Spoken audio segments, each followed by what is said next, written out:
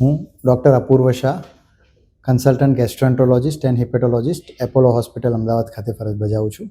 મુખ્ય સવાલ એવો થાય કે જે લોકોને લાંબા ગાળાથી કબજિયાત રહેતું હોય એમાં આગળ આપણે એની સારવાર ના કરીએ કે સંભાળ ના રાખીએ તો શું ગંભીર અસરો થઈ શકે.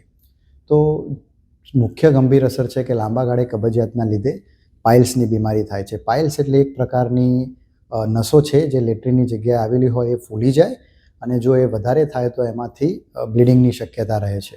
સો પાઇલ્સની બીમારી થઈ શકે છે. બીજી બીમારી છે એનાલ ફિશર, એટલે કે લેટ્રિનની જગ્યાએ ચીરો પડવો.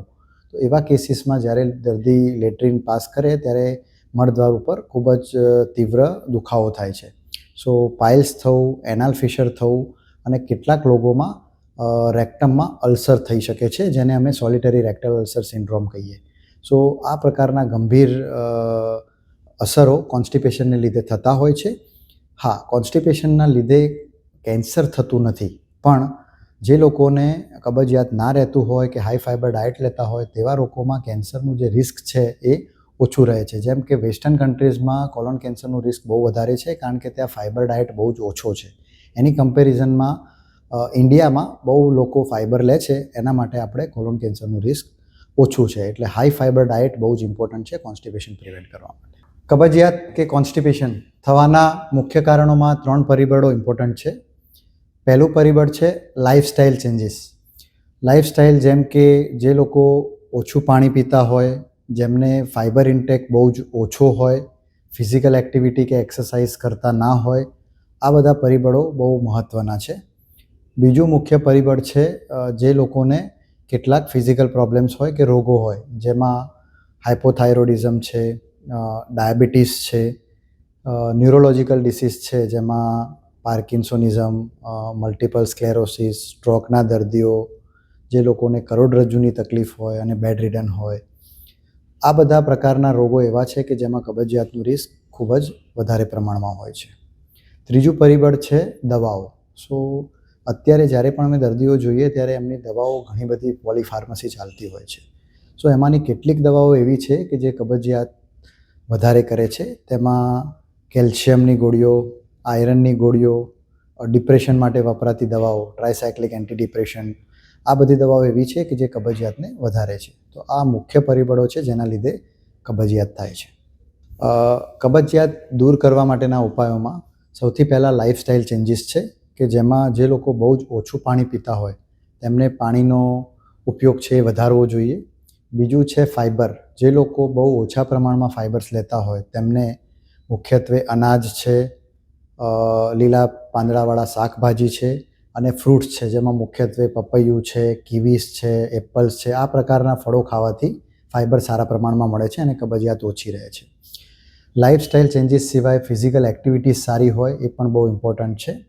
આ સિવાય અમે જ્યારે અમારી પાસે કબજિયાતનું દર્દી આવે ત્યારે કબજિયાતનું કારણ જોઈને એને નિવારણ કરવાના ઉપાયો કરતા હોય છે. જેમ કે થાઇરોઇડની બીમારી હોય, ડાયાબિટીસની બીમારી હોય તો એને કંટ્રોલમાં રાખવું ખૂબ જરૂરી છે. બીજું છે કે કબજિયાત માટે ઘણા બધા લોકો હર્બલ્સ ને આયુર્વેદિક મેડિકેશન્સ યુઝ કરે છે, જેનાથી ઘણીવાર આંતરડું લાંબા ગાળે કાળું પડી જાય છે. તો આ પ્રકારની દવાઓ લેવાના બદલે ડૉક્ટરને કન્સલ્ટ કરીને તમારે દવાઓ લેવી જોઈએ, કે જે દવાઓની કોઈ લાંબા ગાળે સાઈડ ઇફેક્ટ નથી અને કબજિયાતમાં રાહત રહે છે. કારણ કે લાંબા ગાળે કબજિયાતથી હૃદયના રોગોનું પણ રિસ્ક વધારે રહેલું હોય છે. એટલે આ ઉપાયો છે કે જેનાથી આપણે કબજિયાતને નિવારી શકીએ છીએ. ઘણા બધા દર્દીઓને લોકોમાં એવો સવાલ હોય છે કે સાહેબ, ભોજન કે ખાધા પછી સોડા પીવાથી શું પાચન જલ્દી થઈ જાય કે સારું રહે? પણ આ એક પ્રકારનું મિથ છે. ભોજન બાદ સોડા લેવાથી કોન્સ્ટિપેશન મટતું નથી. એનાથી કોન્ટ્રરી જ્યારે પણ આપણે સોડા લઈએ ત્યારે સોડાના લીધે ઘણીવાર પેટનું ફૂલવું, એબ્ડોમિનલ બ્લોટિંગ થવું, ફેટ અને પ્રોટીનનું જે ડાયજેશન થતું હોય ફૂડનું એ ઓછું થાય.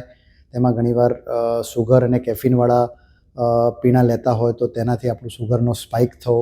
તો આ બધી આડઅસરો છે. તો એ જે મિથ્સ છે કે ભાઈ ભોજન કર્યા પછી આપણે સોડા પીવા જઈએ તો પાચન સારું થશે, એ યોગ્ય નથી. એટલે તમારે સોડા પીવાનું ટાળવું જોઈએ.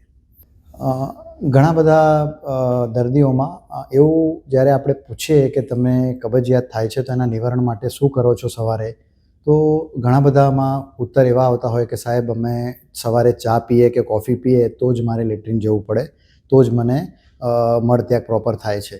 અથવા કેટલાક લોકો ધૂમ્રપાન કહે કે સાહેબ મારે સવારે સિગરેટ કે બીડી પીવું તો જ મારે લેટ્રિન ઉતરે છે. તો આ એક પ્રકારનું મિથ છે.